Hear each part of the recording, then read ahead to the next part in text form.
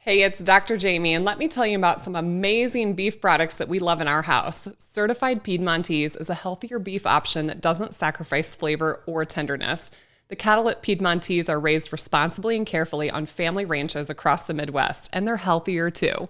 They're never given antibiotics, steroids, or hormones. They raise the rare Piedmontese breed through a ranch to fork approach that ensures traceability, environmental sustainability, humane animal handling, and responsible resource management at every step. Countless well-known chefs from across the country rave about the exceptional quality and flavor profile of certified Piedmontese beef. The Certified Piedmontese program is a source-verified ranch-to-fork operation that's rooted in dedication to the land, ranchers, cattle, consumers, and products. Progressive ranching protocols such as the electronic identification tagging technology, database tracking initiatives, DNA testing to confirm heritage, and voluntary third-party audits ensure the beef meets the high standards of care, handling, and quality. Certified Piedmontese beef has fewer calories, less fat, and higher protein per ounce than beef from any other breed, making it an ideal source of lean protein for a healthy diet. A serving of certified Piedmontese beef has even fewer calories ounce for ounce than salmon, yet it challenges the prime grade beef products in tenderness. The combination of leanness and tenderness results in a consistently healthy and delicious dining experience for those who will not settle for anything less. And, well, you guys, that's me. So go check out Certified Piedmontese. They have a Dr. Fit and Fabulous beef box, or you can order any of their products using my code DRFIT, DRFIT. Thank you, Certified Piedmontese.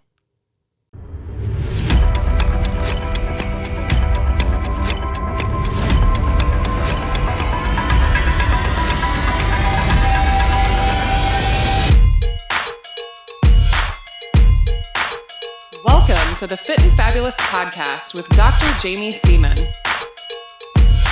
Hey everybody, it's Dr. Jaime and welcome back to the Fit and Fabulous podcast. I am so excited that you're here today because I have an incredible guest and we're talking about a topic that doesn't get talked about in medicine that really could change your life and the life of so many people around you. So I want you to really tune in today. My guest today is Dr. Sean O'Mara. He grew up in Fairfax, Virginia. After graduating from high school, he went to community college to study law enforcement, worked as a police officer in both narcotics and organized crime. He graduated with high honors from Penn State and then went on to attend Villanova University in law. He practiced for 3 years as a criminal prosecutor. He then trained as an emergency medicine physician during his time in the U.S. Army Medical Corps. While on active duty, he provided medical support to some of our presidents and dignitaries. And today, Dr. O'Mara is the only physician in the world practicing health and performance optimization. He works with individuals and corporations that are motivated to improve outcome through innovative and effective techniques for biological enhancement.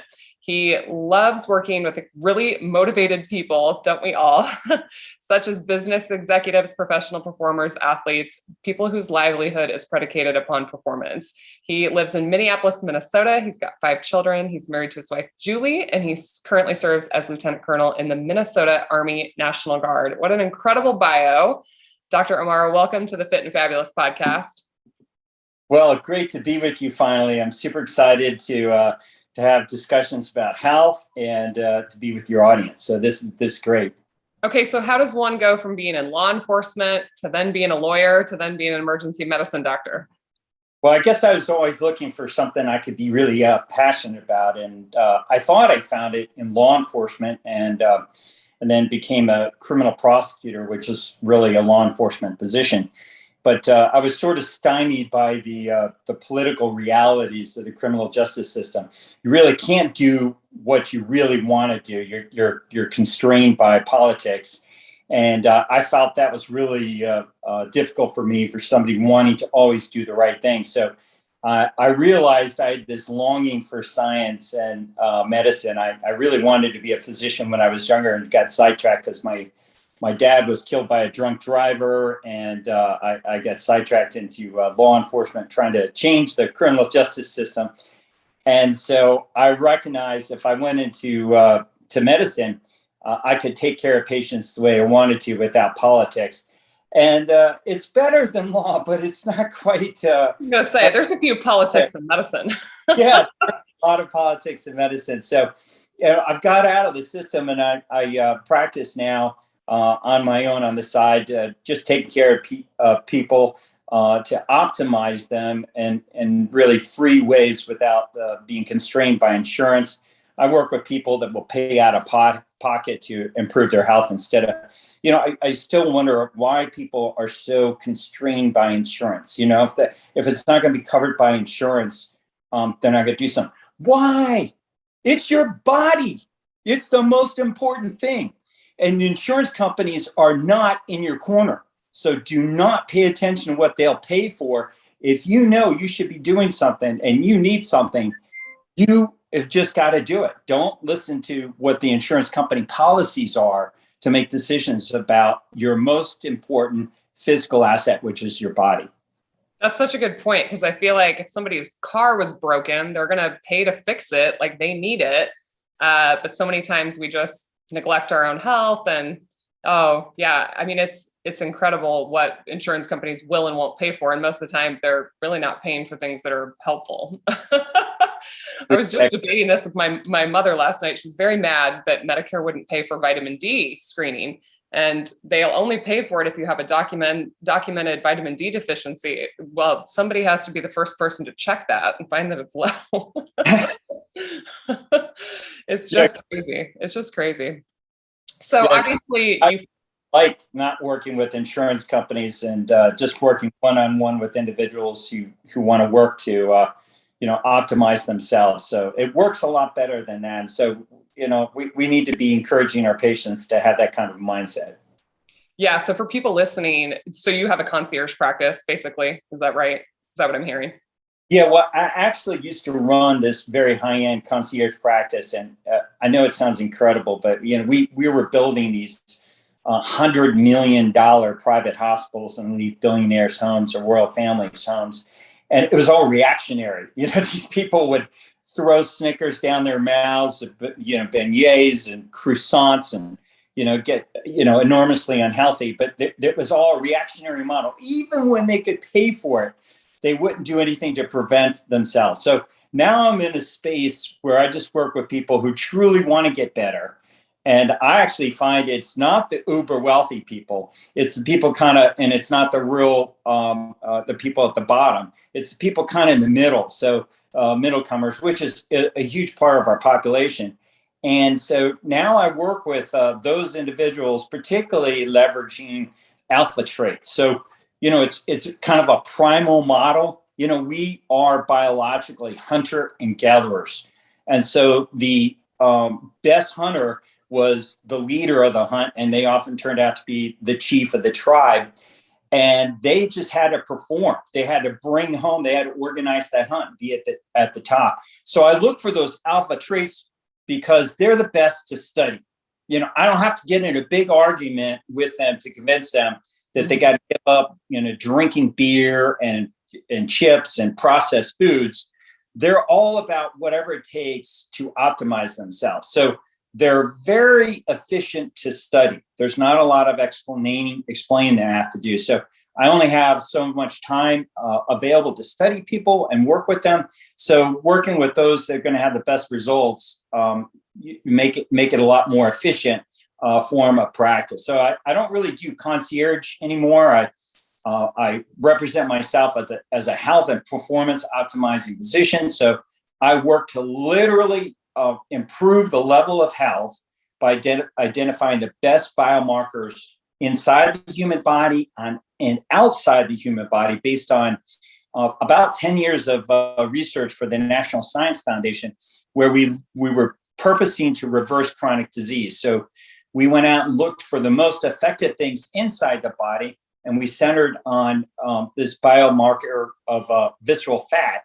And we worked to eradicate it. And then we tried out different strategies to get rid of it. Then we tracked what impact that had with regard to chronic disease. So we ended up scanning over 6,000 people and tracking the chronic disease when visceral fat was eliminated.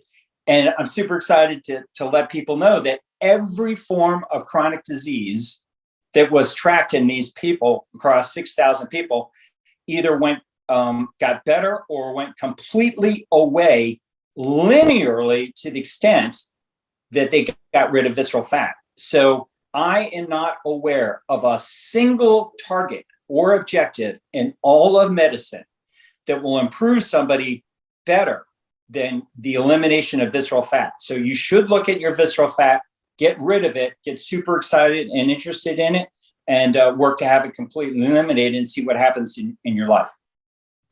Okay, so we're talking about visceral fat as kind of a biomarker. How do you define health for these people, for this 1%, these alpha people who come to see you? I mean, how do you define health? Is it their performance? Is it these biomarkers? Is it a combination of the two?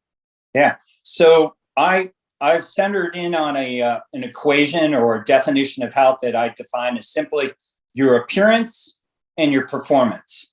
And again, that has kind of a primal ancestral background. So how you look and how you perform are the two critical things when it comes down to living. So you want to look good because you want throughout humanity, you wanted to be able to influence other people to be awesome.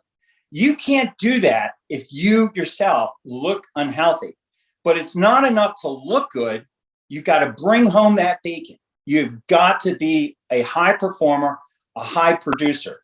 So the alpha in our society and throughout the existence of humanity worked to look good and perform well. So I now kind of center on those two factors, and then I numerically quantify these things through what I call key biological indicators. So companies, American commerce dominates across the globe, being the largest and best companies because we've centered and leveraged an interesting metric called key performance indicators, KPI.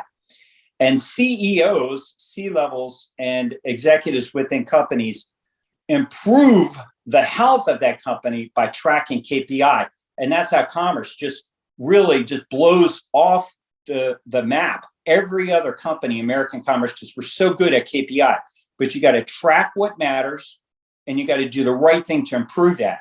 I've just figured out that's what's wrong with healthcare.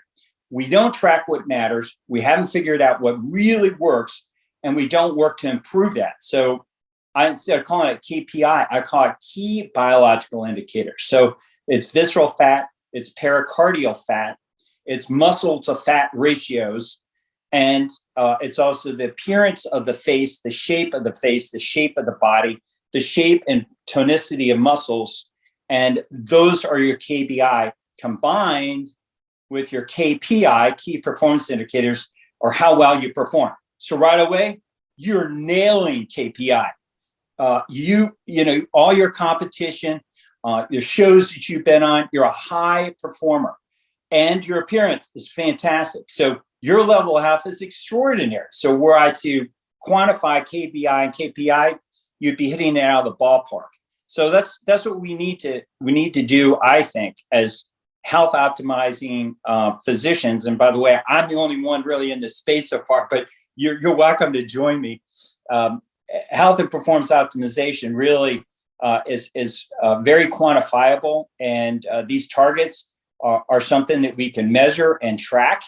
And in my opinion, we should be doing that. Like here, you know, we have role models for everything. If you think about it, Jimmy, we have role models for the best NBA basketball players, football players, singers, actors, artists. We know who are the best across, you know, the best attorneys, the best violinist players across the board. And these people become role models. Let me ask you a question. Who's your role model for health? No little boy or little girl could stand up and say, I want to be like this really healthy man or woman. But here's an interesting idea. What if we had a contest of the world's healthiest man and the world's healthiest woman? Can you feel all the alphas moving towards that contest? Extraordinary. And we could model them. I sign up. and promote this. And that's what we need to do. There's very little promotion when it comes across, you know, education in school, high school, junior high, elementary school, in companies to model health. And being healthy is really cool. And that's what we ought to be doing. And it's sorely missing today. It's just kind of getting started in social media. So that's why I'm excited to be being in social media right now to try to influence the younger generations to become really interested in health optimization. But yeah, that's what I'm working to do, to try to identify the best models for health, and it's my passion is to work with people who really want to get healthy and really perform better, really get healthy and really perform better. And the performance came actually from our studies when we were doing this for the National Science Foundation. We got rid of disease. The most exciting thing we saw, and I wasn't ready for this, is that human performance improved across all the metrics.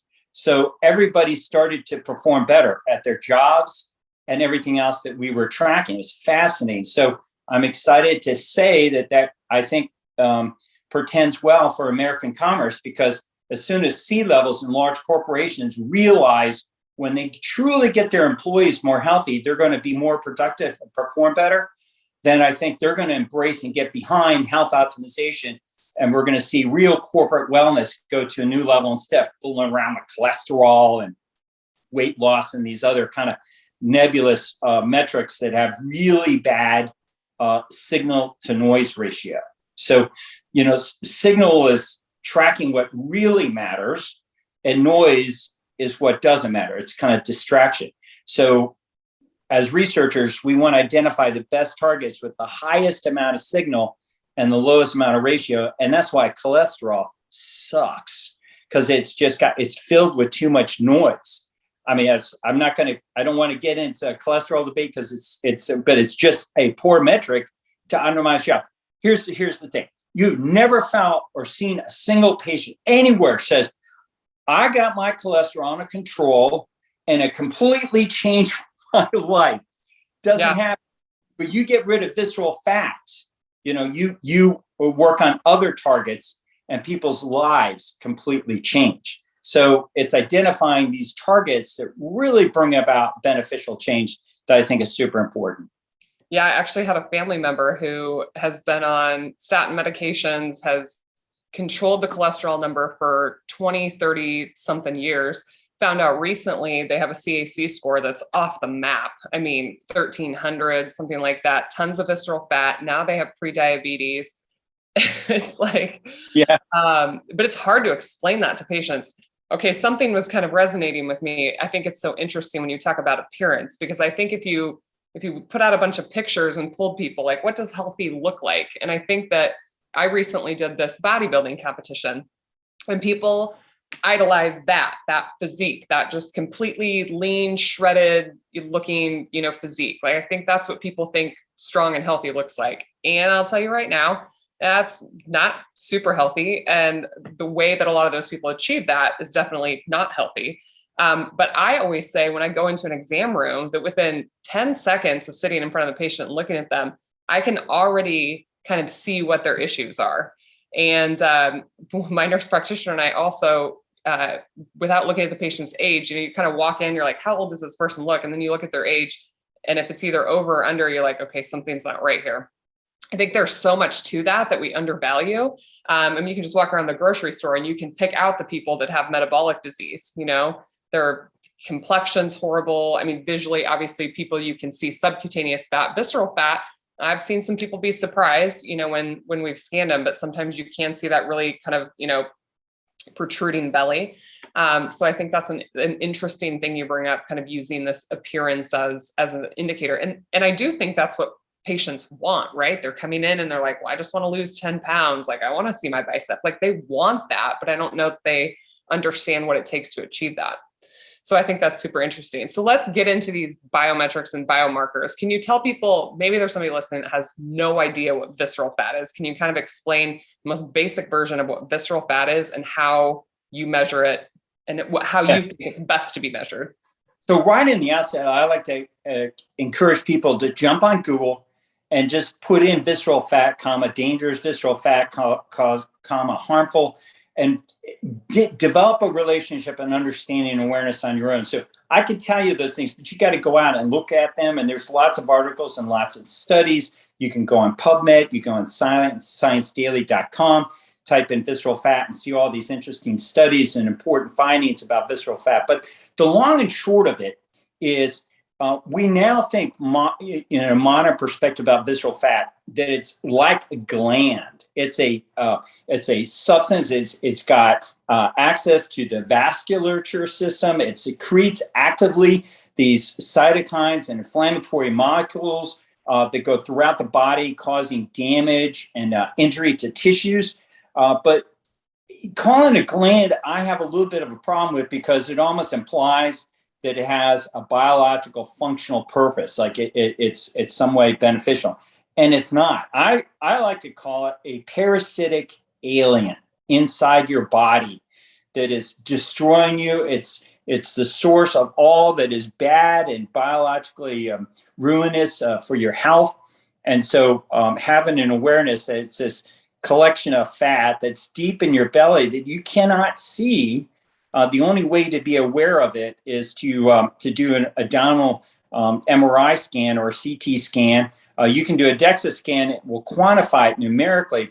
But again, you want to visualize it, because there's a study that recently came out and says that physicians who go through X-ray studies and radiology studies with patients have better results in those patients if they show them and explain them, as opposed to just reading them a CT report says your adeno came back fine, or your adeno came back and showed you have diverticulitis or something. Walking them through and visualizing that is a lot important. I remember in med school, a physician, a professor, calling out of a formaldehyde jar a big colon of a patient that died from diverticulitis.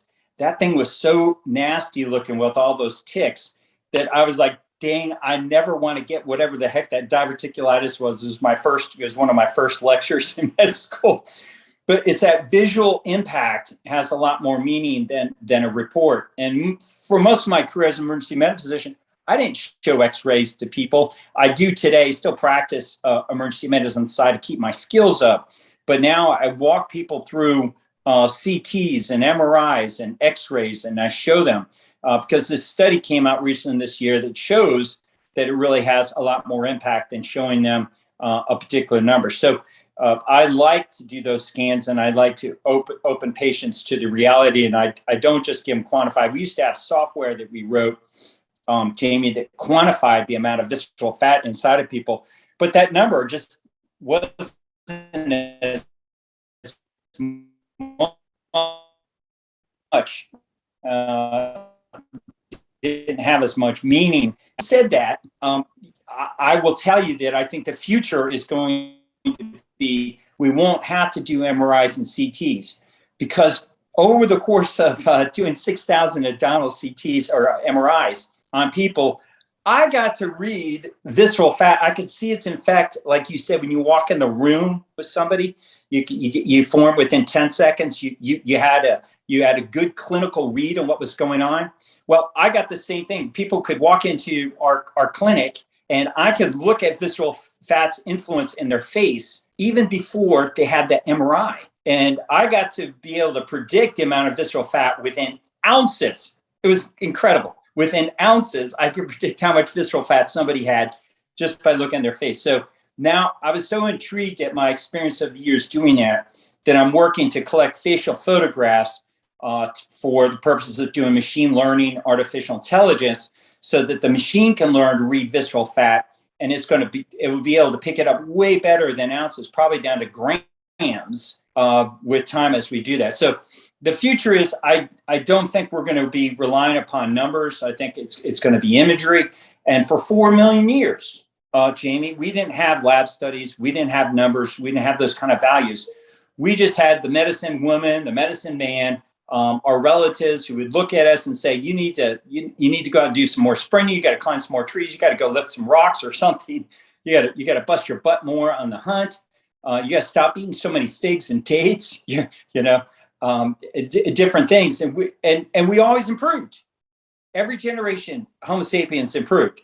Now all our tests, all our laboratory values, and we got skyrocketing chronic disease, skyrocketing diabetes, skyrocketing obesity, in spite of having all these tests. So our answer is not going to be in numbers and looking at blood tests and X-rays and radiological studies, but the MRI and CT today is a good transitional tool to bring awareness to people what to pay attention to, and then track the change in their body and their face. One of the things I would track are telangiectasias, spider veins, would completely reverse when you get rid of visceral fat.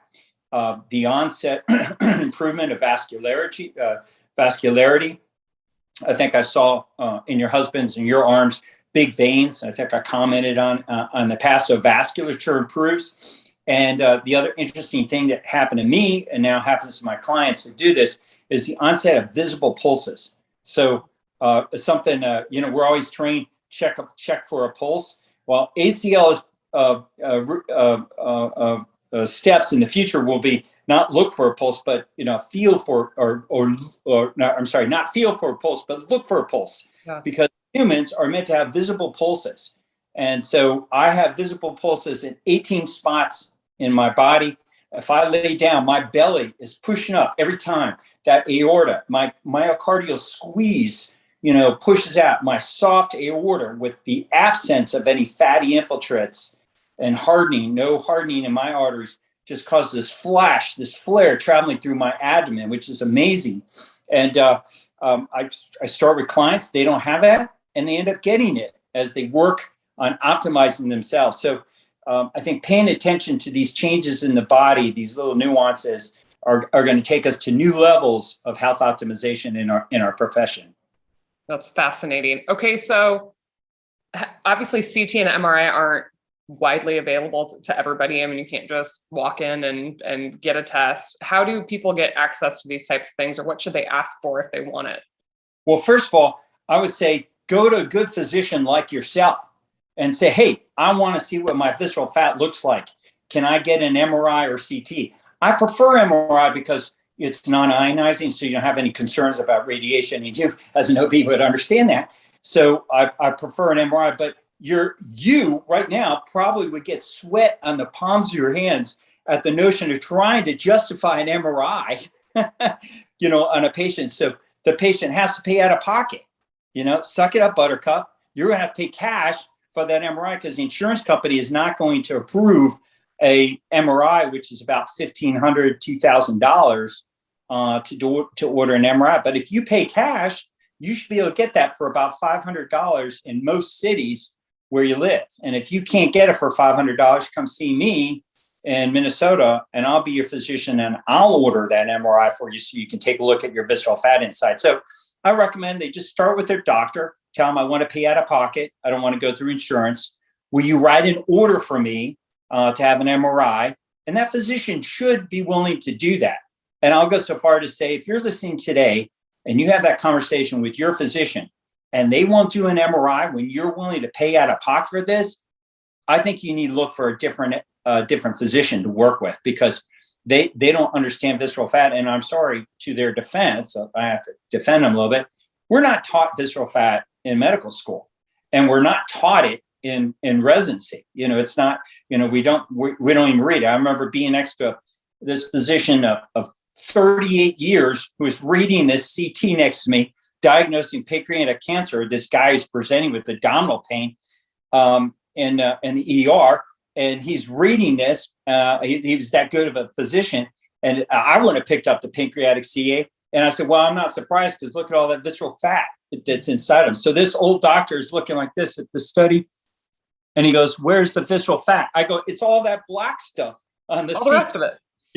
And he's looking at it, and he goes, what black stuff? I said, it's all this. This is it. And he goes, and then he turns his head and he looks at me and goes, does this mean we should be tracking visceral fat instead of cholesterol? Bang. That guy doc connected that fast. So the reality was, this guy's been reading CTs 38 years, looking past this incredible target of visceral fat, because he simply was never educated to it. You always see what you're looking for. Yeah.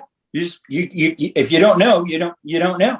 Yeah. And the radiologists today just look right past visceral fat. In fact, I was on Twitter today, developing, just incredible dismay over this radiologist who won't read visceral fat. None of them do.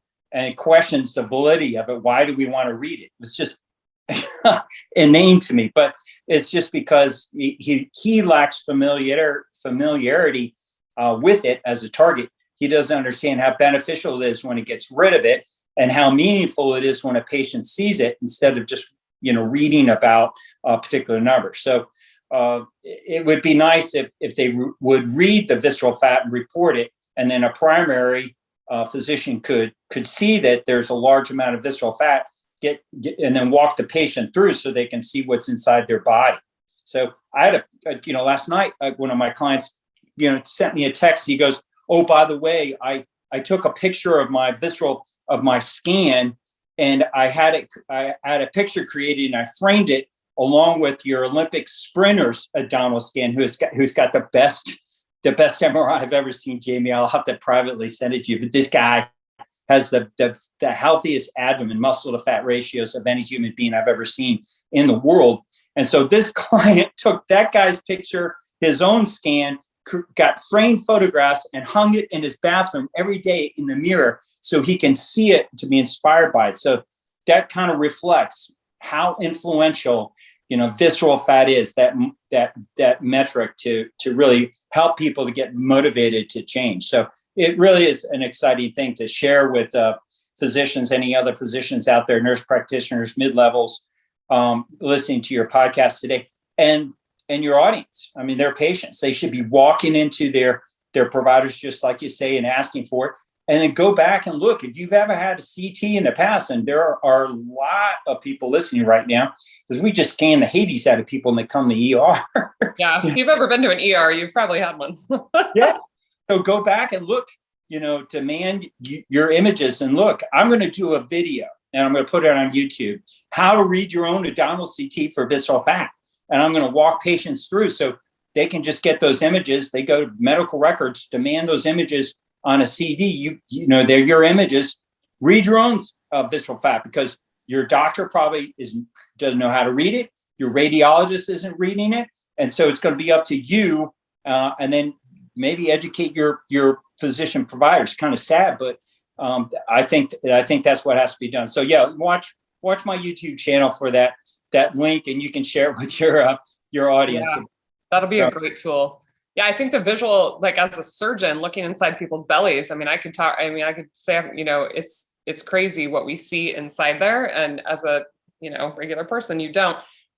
Quick question about that. What do you feel about the waist to hip ratio as like the cheap, like, is there, if you absolutely couldn't afford a penny to do an MRI or a CT scan, is there a way for someone to assess it?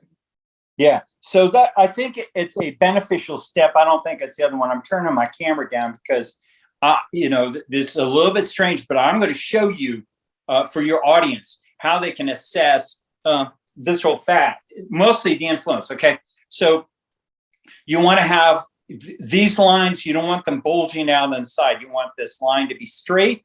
When visceral fat is present, it bulges out here. And the other thing is it causes a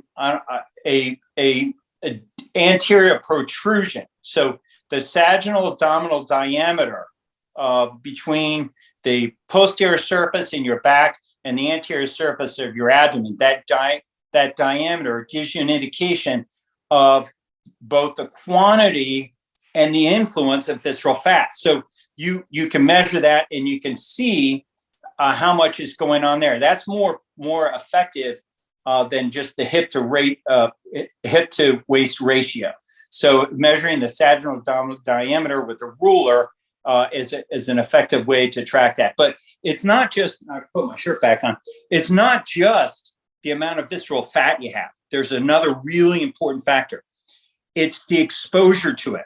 So if I were to put in, let's say, 15 pounds of visceral fat within the intra-abdominal cavity of an individual, it would have absolutely no effect immediately. But over a period of time, it causes disease. So over the course of time, the exposure to all those inflammatory substances cause the harm. So I've scanned people have very little visceral fat and have a lot of chronic disease because they previously had a lot of visceral fat and now have gotten rid of it.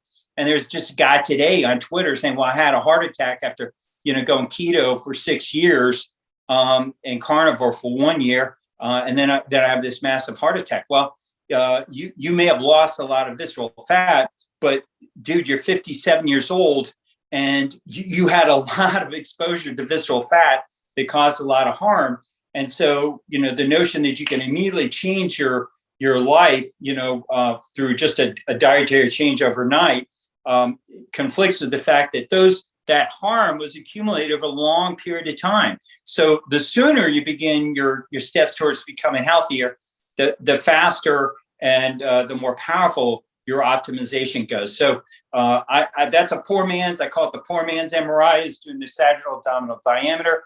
And the other interesting thing is you can be 60 years old with very little visceral fat and your stomach sticks out. You get this little pouch, and that's sarcopenia. So your structures of your anterior abdomen just simply have poor tone. They can't hold your guts in anymore. 18-year-olds, 20-year-olds that have maybe a lot more visceral fat than that 65-year-old, their muscles are so good that they just keep it all in there. And that's why, the youthful 18, 20, to 24-year-old range have these really flat abdomens because they lack sarcopenia. So the other scourge besides visceral fat I like to talk about, form of chronic disease, is sarcopenia. So it's this terrible loss of muscle mass, along with terrible loss of performance of that muscle mass. You're not as strong, and it doesn't do as good of a job. So, you see these guys with sagging, and women too, sagging muscle tissue, no tone, completely opposite to you, Jaime. So it's sarcopenia is just insidiously developing within their bodies, and we need to address that. And almost nobody's talking about it. I love it. Okay, so let's talk about actionable steps. Somebody gets a scan done. They have a ton of visceral fat. How do they get rid of their visceral fat? Yeah. So the first thing I tell them to do, the number one thing we saw that had the biggest impact on visceral fat was eliminating processed foods. And I have a lot of images in my Instagram account and my Twitter account and my YouTube channel going over what happens when you, in a series of 8 scans, when you eliminate this processed foods, how quickly it eliminates visceral fat. So that's step number one. And most of that is going to be from processed oils and carbohydrates that come in processed foods. So eliminating, making sure an attentive, diligent approach to make sure that you don't have those things in your diet is critically important. In that scan, the person that I showed that is demonstrating that didn't exercise 1 minute. So it really shows the importance of diet. You just cannot put bad food into your body and expect that you can exercise yourself into a healthy condition. You're not going to be able to optimally get yourself healthy. You may be able to lose fat, but it's going to be super inefficient and not an optimal manner. Now, having said that, one of the things that does help to really vanquish visceral fat from an exercise standpoint is sprinting. So you probably have noticed a lot of my material centers on this form of exercise, and in my opinion, it's my favorite form of exercise because nothing gets somebody more short of breath and requires greater effort in a shorter period of time than a maximum intensity sprint. And I use that term maximum to distinguish it from high intensity exercise or high intensity interval training. It's maximal intensity. A sprint doesn't happen unless you are running as fast as you can. And that, Jaime, is one of the performance traits of Homo sapiens for 4 million years that kept us in the gene pool. How fast we could run, either to catch a prey that we were after to eat or to get away from a predator that was about to eat us or kill us. So sprinting is a survival trait. And I have noticed across every client I work with that their level of health improves to the extent, and their sprinting improves to the extent that the level of health improves. That's what I meant to say. So I track sprinting. Every new client I get, I videotape them sprinting. They suck when they first get, do a sprint. And then as you get rid of that visceral fat, Their form is so much better. They don't look like an old person running anymore. They perform a lot better. So sprinting is a really important step. And then one of my secret weapons is that I've really found out about is long-term fasting. So autophagy, getting increase in chaperone proteins, which happen when you sprint, when you go into a sauna, when you go into a cold shower, when you do maximum intensity exercise, and when you fast. It all comes down to chaperone proteins, these heat shock proteins, these cold shock proteins that get released from doing really, really difficult things for short periods of time. So if you want to have a very insightful approach on how to really get a human being healthy, it's getting them to do really, really difficult things that produce these chaperone proteins in a short period of time, but not too much. And there lies the rub with distance running, because it doesn't produce as much heat shock proteins. It creates a lot of reactive oxygen species. And so I've gotten completely away from recommending any jogging or any kind of endurance exercise. And I've banded it basically down to these two primal instincts, sort of maximum intensity exercise. And the other trait that was present, it's difficult to kind of incorporate it into modern day humanity. You can see how awkward this would be for patient conversation, but fighting. I mean, and we're not talking about, entertainment fighting like you see on TV.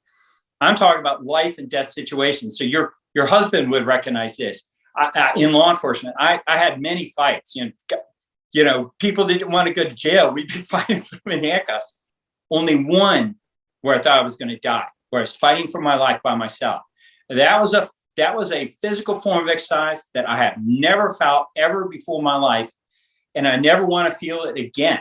So it is completely different. But that's what our ancestors faced for 4 million years, and that's what happens in the wild to animals. They have this violent conflict where somebody's trying to eat another, or there's dominance, something going on to be the alpha buck or something, and that's what both optimizes the species and keeps them in the gene pool, and corresponds to the quality of life. So today, I don't recommend people going into bar fights and getting in life and death struggles, but you can lift weights and you can do other forms of exercise in that kind of a maximum way, so that you can kind of mimic it. And so that's what I try to do. And hopefully those are some good tips and some good content for people that are listening in your audience about getting rid of visceral fat. And they're going to find that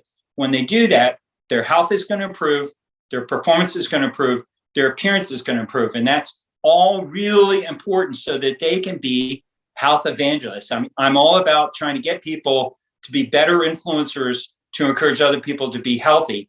And you got to do that by improving appearance, and you got to do that by improving how you perform, so that people say, I want to be like Dr. Fit and Fabulous. I want to be like these other healthy people on social media that represent well the level of health. I'm fascinated because I have a new book coming out. It's probably going to come out about the time this podcast drops, called Hard to Kill. And we talk about all those things, basically the diet, the sprinting, resistance training, not doing long distance running.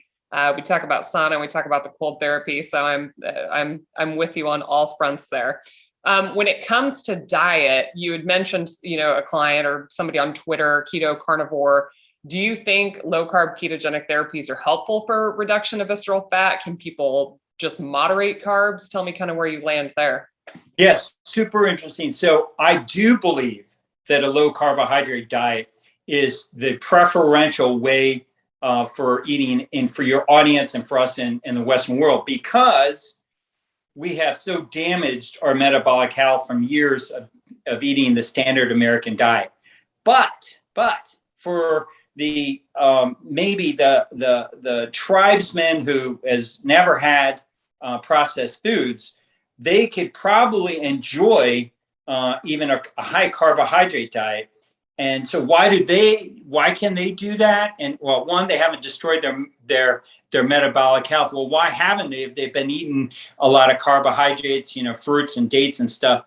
And by the way, if you took that young tribal person genetically, and you fed them just like fruit and dates and figs and things like that, over here, they would get disease here, but not in their home country. The reason, the microbiome. So these microbes that are resident within our gastrointestinal tract on our bodies that allow us to metabolize healthy food into an optimally healthy way. And so a great example are the Somalis in the Minneapolis community. The largest community of Somalis outside of Somalia is here in Minneapolis. They come here very thin, from the movie Black Hawk Down, everybody calls them skinnies. They get here, they're like in their 20s, 30s, 40s, or 50s. They're very thin. They're eating the same way they eat in Somalia, they eat here, because they don't really assimilate into our communities. They eat halal in Somali restaurants, Somali grocery stores, eating the exact same thing they always did, and they get fat. Why? Microbes. The microbes from the American community, obesogenic microbes, are now being exposed to the Somalis who formerly could eat that food in their country, and it's causing obesity, obesogenic microbes. So it's the microbiome that's the big black box that a lot of physicians and medical science hasn't quite addressed. They haven't figured out, because 70 trillion organisms, we don't know which ones are obesogenic, which one caused that. But that's what's going on. So, for your audience, what does that mean? You want to cultivate, the second interesting area you want to cultivate an interest in besides visceral fat is the microbiome. So you want to figure out, how do you optimize your microbiome? How do you not do harm to it? How do you encourage it to drive towards a direction that builds your health instead of contributing to disease? So I work with my clients. I'll spend a great deal of time to optimize their microbiome and educate them about it. Yeah, I think we're just scratching the surface of the microbiome when it comes to every area of health. I mean, in my world, gynecology, the vaginal microbiome and its implications for maternal fetal health, and it's a fascinating area. And okay, so we've talked about ways to reduce visceral fat, moderating carbs, doing sprinting, sauna, cold therapy, fighting for your life. I mean, that's really, like, at the end of the day, what we're talking about here is fighting for your life. I mean, it's a scary world out there. Yeah, it is. Well, tell people, Dr. O'Mara, how they can find you, how they can work with you, what your social channels are if they want to follow you. Yeah, so I'm on Instagram just like yourself, and you can find me on Instagram at DRSEANOMARA, at Dr. Sean O'Mara.